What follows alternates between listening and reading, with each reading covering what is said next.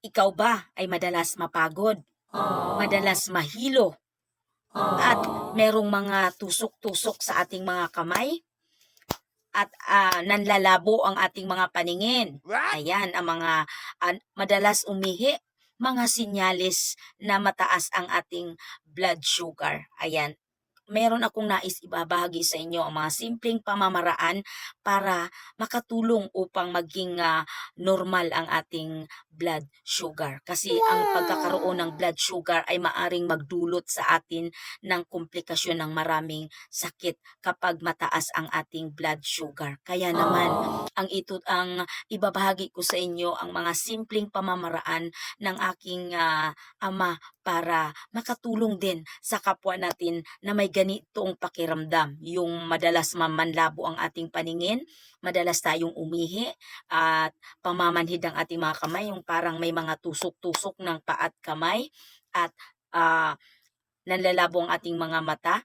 Ayan, pakiramdam mo parang lagi kang pagod. Ayan ang mga sinyalis ng mga tumataas ang ating blood sugar. So kung paano natin makontrol ito, ang ginagawa ng tatay ko, ito'y simpleng pamamaraan lamang kung kilala ninyo ang makabuhay. What? Ayan, makabuhay, puputol ka lang ng ganito kahaba, ayan, dinudurog yan ng tatay ko at iniinom. Ayan, isang pamaraan ang pag-inom ng makabuhay araw-araw ay isang makakabuti sa ating kalusugan at number one na makakapagpababa ng ating blood sugar. At ang pangalawang pamamaraan ng aking ama ay yung hiwa ng ampalaya. Kalahati ng ampalaya, hihiwain mo yun at ibabad mo sa maligamgam na tubig sa 5 minuto bago mo ito inumin, bago kumain sa umaga at bago matulog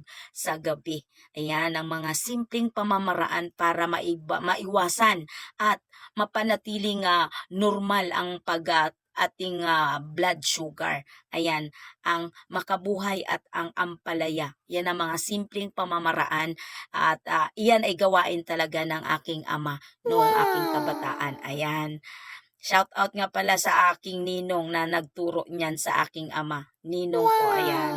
Yan nga pala, yun aking mga gawain. At kung may mga problema pa tayo sa pangkalusugan, marami pa po akong pwedeng ibahagi sa inyo mga simpleng pamamaraan naway makatulong sa ating kapwa, lalo na sa atin na nasa kabukiran na madalas ang gamot ay nasa paligid lamang. Kaya naman, aking ibinabahagi sa inyo mga simpleng pamamaraan para makatulong din sa ating kapwa na wala tayong budget para pumunta sa syudad para magpagamot. Kaya naman, ito ang mga first aid na pwede nating makatulong sa ating pangkalusugan.